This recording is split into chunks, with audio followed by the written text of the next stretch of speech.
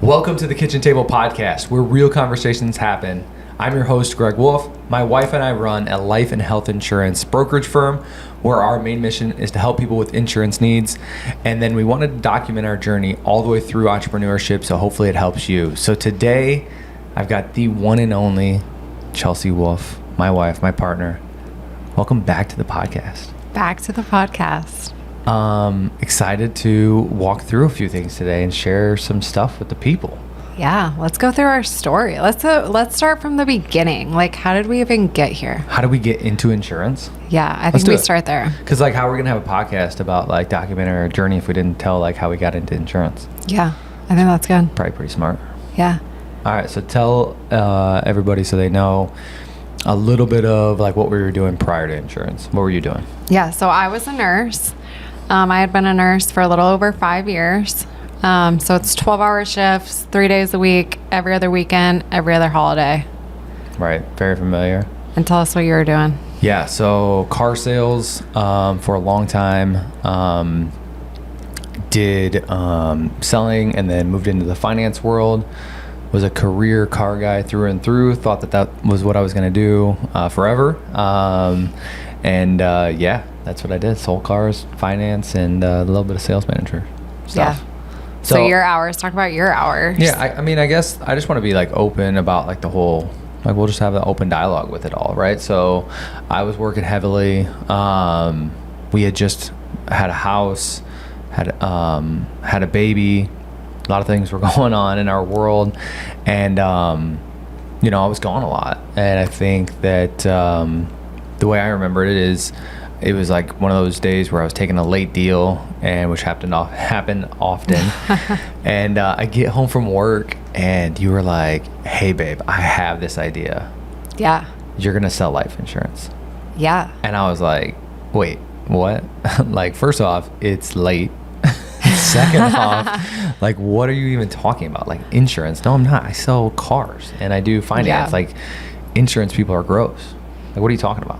Which I thought going into that conversation, I was like, he's going to quit his job tonight. I'm going to sell him on it, which didn't happen. But so I was venting to your sister. I was like, this sucks. You're never home. Like, I feel like a single mom, to be honest. I mean, we had a good life. We had nice things. Yeah.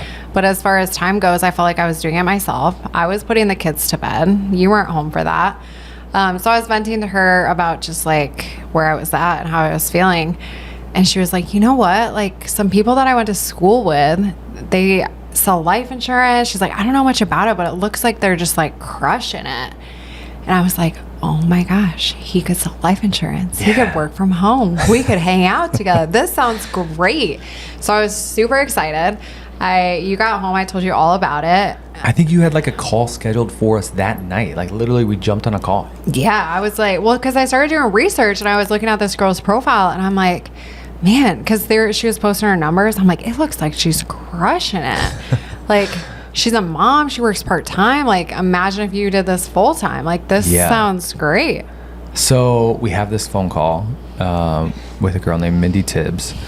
And mind you, I've just worked like a 14, probably 16-hour day. And I'm like, I'm just trying to watch some, show on Netflix here. Like, what are we having the Zoom call with somebody at 10 o'clock at night? And that person's crazy for being on a Zoom call with me, right? And so we have the call. I'm halfway listening, halfway not listening. But like, oh, okay, sounds good, whatever. Probably 15, 20-minute call, I'd say. Mm-hmm. And then got a few, like, videos sent to us. And then from there, like, we hung up. And I remember, like, vividly telling you, like, hey, this sounds cool. Like, it sounds great. I think you should do it. Yeah. Like, just completely, like, flipping it. Did you think that I was going to ask or, like, think you should do it? No, I thought you were going to be, like, completely bought in. Because I was halfway listening. Because I was like, this is for you. So I thought you were going to be completely bought in. And I thought you were going to quit your job that night. But, yeah, so you were like, hey, I think you should do this. And for me, I thought you were crazy. Because, one, I feel like people in sales, like, they just have like a smooth, like, way of talking. You can talk to anybody, sell anybody, anything. I always like had that vibe about you. And like me, I'm like, I cannot, like, I have no idea what sales is or how to do it. So I thought you were crazy. but I am competitive, and I seen people who are winning, and I was like, and I remember I asked you, I was like, is there anything special about this Mindy Tips girl? And I was like, no, I went to school with her. Like, she was a couple grades behind me. And that's where I was like, man, we have to test it, almost because I knew who she was. And I was like, there's no way that this girl, the one I went to school with, is making that kind of money and working that kind of schedule. Like, not important. Like, it won't happen. So why would I risk like my career that I've built off of like somebody that I know? I'm like, there's no way. Because I was thinking like, well, maybe she has a bunch of sales experience. Maybe she went to like a special school. Maybe she did this, maybe that. Maybe that's like why she's been so successful. But yeah, anyways, so you jumped right in. Well, I jumped right in. You jumped right in, sorta ish, which that story we'll leave for another time completely. But like, you got the information, you got the test. It was going into like the winter time.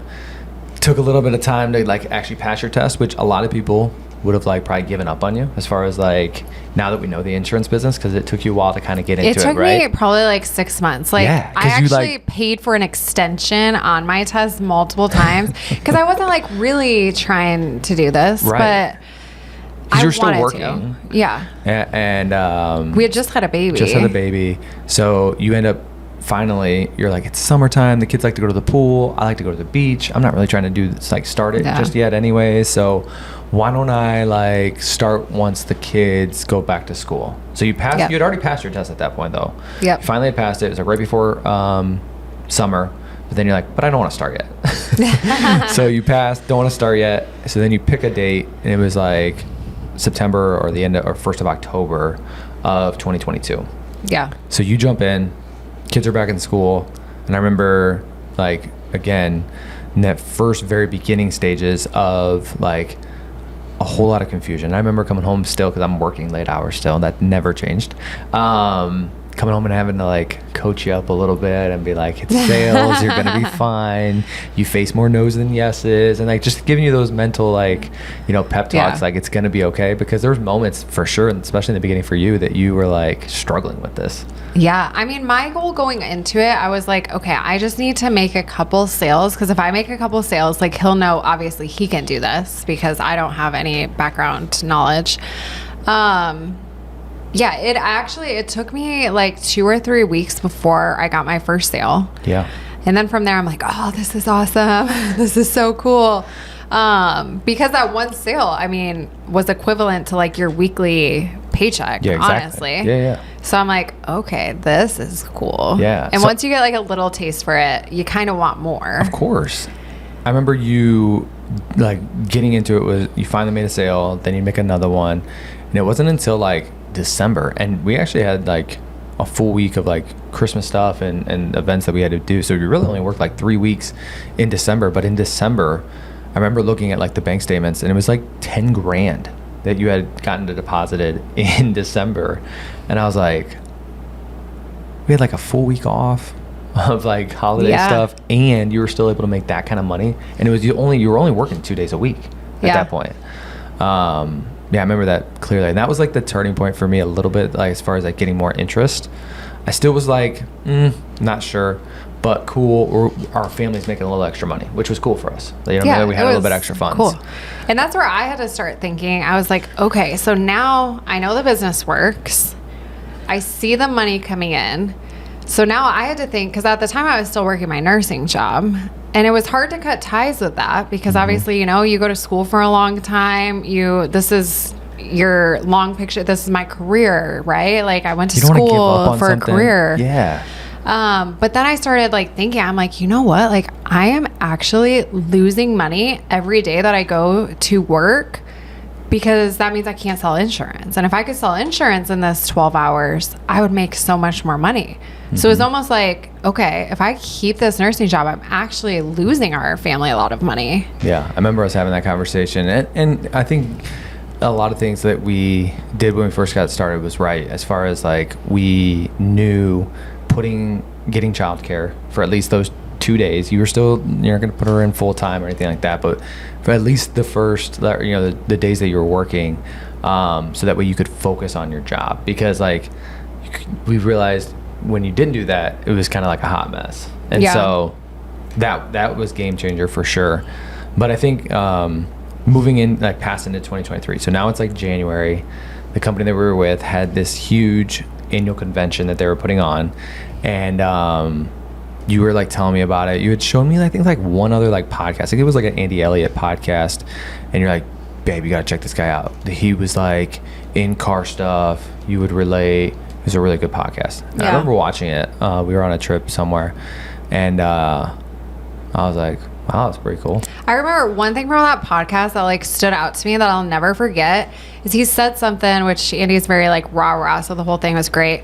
But one thing he said, he's like, if you're struggling financially, it's a you problem. He goes, there is not a lack of money in the world. You just haven't found your way to get it. And I was like, okay, like you're right. There's tons of money in the world. We're just, if you don't have enough money financially, you're just not in the right vehicle.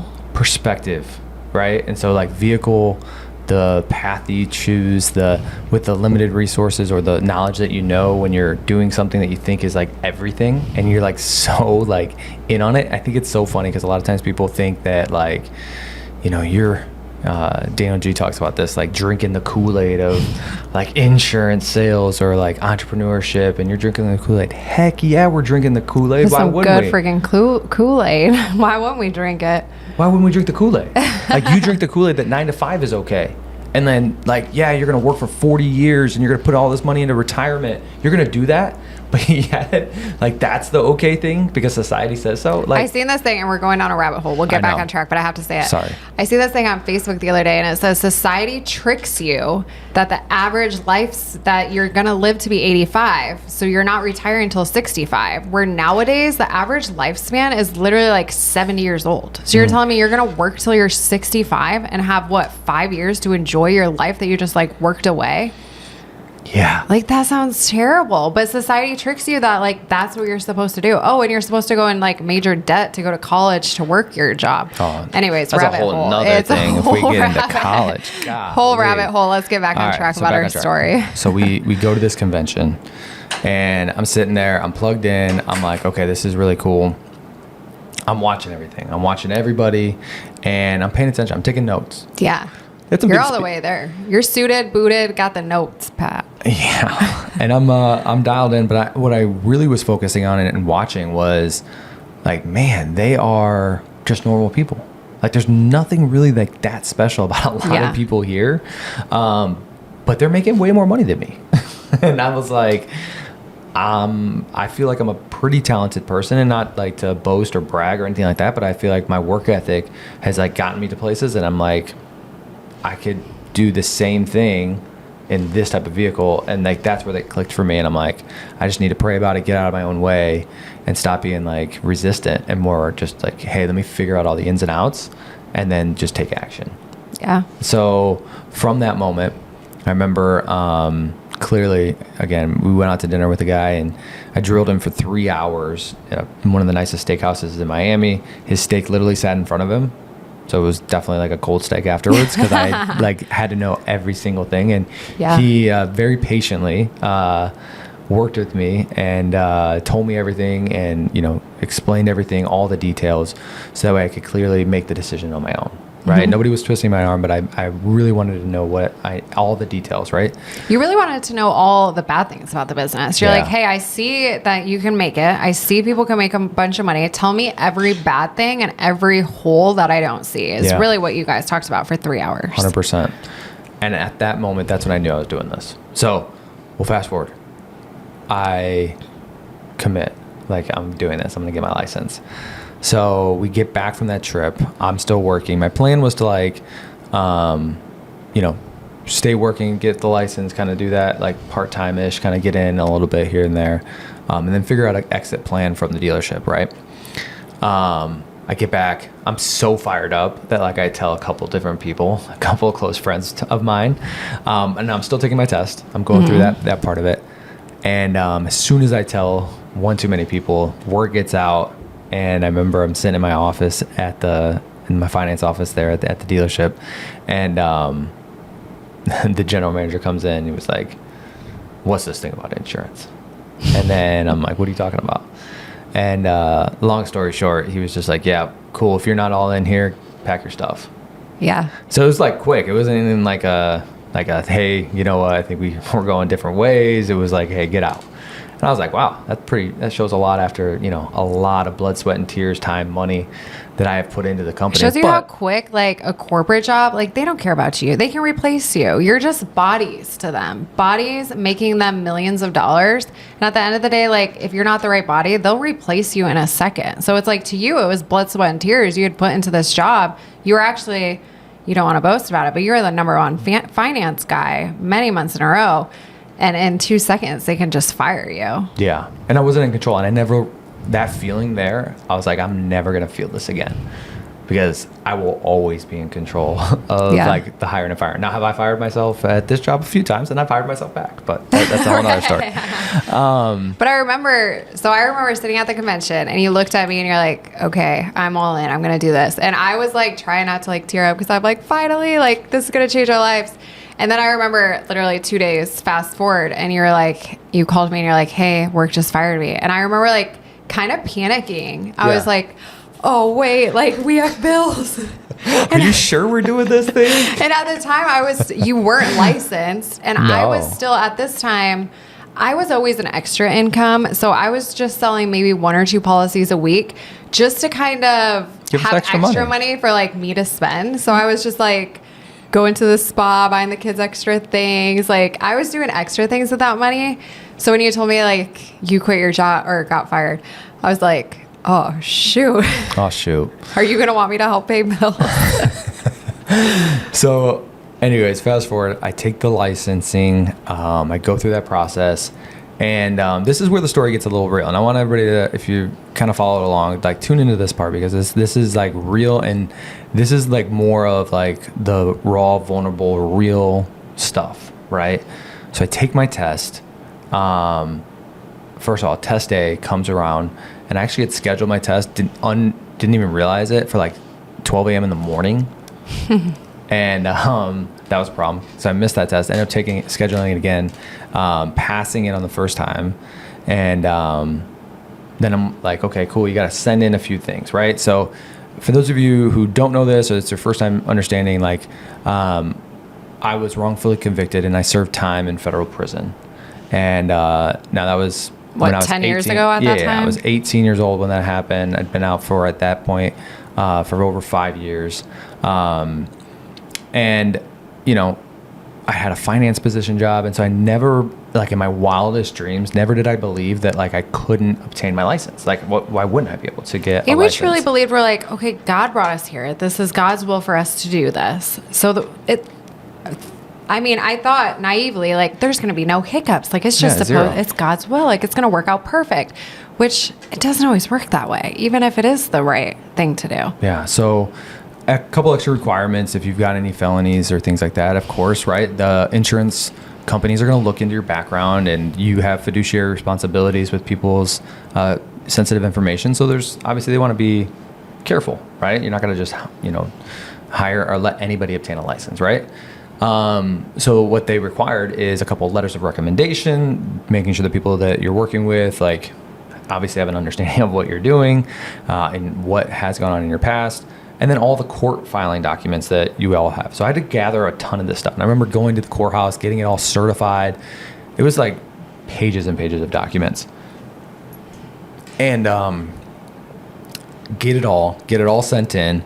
This is like a week-long process to get this done. So I get it all sent in, ready for my license to come back. And then now we're just in like the waiting game. And I remember which in this waiting game too, you had realized you're like, hey, I can't work from home. So if I'm going to have a business, I need to get an office. So we went out, we got an office, leased a place because we were all in and you were going to sell and make it work. So you didn't have an income. We had leased a place. Keep going. Yeah. So I'm waiting. So 1 month goes down and I'm like, okay, well, you're like, have you heard anything back from the licensing place? You sent that information in a while ago. And I'm like, yeah, they're just, it's under review. I'm like, okay. So then 2 months go down. And then I remember us like making a decision consciously, like, hey, like if I'm not writing, like I'm going to have to start like figuring out a way to make this business work. Like, we're here. So that's when we started recruiting people. We started building the business out, started adding people onto the team. I started actually treating this like a job. Yeah. And then now, still not, like, it'll happen. Like, we just have to be patient. So 3 months go down. And finally at that 3 month mark, they agreed to have a hearing with me. And so they scheduled a hearing, which was like 2 weeks from that point. So we're 3 months and 2 weeks. They have a hearing. So I'm like, okay, cool. Like, I'll go through, tell them like what's going on, my story, and we'll be good to go. We'll get it all handled. So show up to this meeting. It's like a Zoom thing. Show up to it, and it's almost like a court hearing. Like, I was like, man, I'm like, feel like I'm back in this thing again. And like, it was a lot of PTSD. That's a whole nother subject, but go through it. And at the end of it, they were like, yeah, we'll let you know. And I was like, it's like, let us know. We've been waiting 3 months. So then another month goes by, and then another month goes by, and then another month goes by. So now we're 6 months into the business. And at this point we had taken on like, roles, and, I was full-time recruiting, training. Like, I was learning the business. Like, I could do it tomorrow. Because I knew, like, as soon as the time comes, like, maybe you're gonna start selling. So you were like helping me dial. You were dialing. Yeah, you were setting like appointments, doing all the things, doing things that you could. Of course. And I remember it was like right before Christmas. I get an email, and I'm like, "Ooh, this is from the insurance board," and the insurance board says denied. And I remember like having that pit in my stomach, like. But I also, like, in the same time that happened, like, I also remember feeling like, I think this is like the biggest blessing in disguise. It took a little bit for us to feel that way, though, because I remember when you first got the denial, like, instantly we were both like, what? Because we were so confident that we were doing exactly what we should be doing, and we're where God wanted us to be, that instantly I think we were both kind of like, oh crap, like, wait, are we all wrong about this? Like, maybe is this not supposed to be the thing? I was like, I don't want to have to work full time. I have the kids. Like, a lot of emotions we're going through. Yeah. And then we prayed about it. And then in that moment is where we felt that piece of, like, that biggest blessing in disguise, where, had I been so focused on just the writing and the personal production and all those things that go into that side of the business, I would have neglected learning how to actually run a company and a business. Mm-hmm. And while we're not at all perfect at this thing yet, or even, in the future will be, like, there'll always be things that we'll constantly be learning in. I think that it gave me a jump start in that knowledge that a lot of people face years down the road. And I think that now, looking back, we wouldn't have changed it, because I don't think we would be where we're at if I was solely production based and, like, hitting the top sales. And, like, for me, I'd done it. So I didn't really need that, like, accolades or those, like, those extra stripes on the belt. Like, I didn't need any of that stuff. Like, I knew my ability when it came to selling and sales techniques. So I knew that, like, training and teaching people how to do it is what I do enjoy doing. Like, I love that part. I love when other people win. And that, to me, like, that gives me way more joy than me personally producing anything. Like, seeing somebody else get a deposit of $1,000, $1,500, $2,000 consistently, and, like, week over week, day over day, like, that, to me, that is the exciting part about this business, and bringing people in and seeing them, like, change their entire life. That has been one of the most rewarding things ever. And so while it felt like the most, like, what are we even doing? I'm in insurance and I don't even have a freaking license.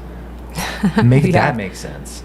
Like, how does that even make sense? Like, you call yourself an insurance person and you can't even get a license, right? But here's what I think the overall arching message is. If you want to do something, you can find a way to do it. You can figure it out. And so and here's the other part, and this is insurance, right? This is real talk. We can get real. Mm-hmm. Like, we could have been creative. I could have still sold and then had you write it. But I don't think that would have been God honoring. No. And I don't think that would have been, that would have led us down a road. You don't want to live in the gray area when it comes to 100% a business. And I think that for us, we made that conscious decision, like, no, we're not going to do that. What's right. We're going to do it the right way. And that means, like, at this stage in the game, that's not what he wants. And so I think that, if there's a will, there's a way. And God has helped us through all that, and has brought us through, and we've been super blessed, super fortunate to have gone through that. But I think now that we're here, and again, we're just in the tip of the iceberg for what's to come. I think our group is exploding right now. Couldn't be more proud of our team and our people that we have on board with us right now, and excited to build and grow with them. Absolutely. But I'm always like remembering of like, and grateful for, like, hey, nothing is promised, and every single day you have to go out and get it. You have to go out and get it. And there's going to be obstacles. We still face obstacles every week. There's always obstacles. But if you want something bad enough, one, you'll figure it out. And two, I think that it just goes to show, like, God has a plan, but we might not always understand why things happen right in that moment. Like, in that moment, I was like, to be honest with you, you were more cool about it than me. Like, I was like, oh my gosh, like, what are we going to do?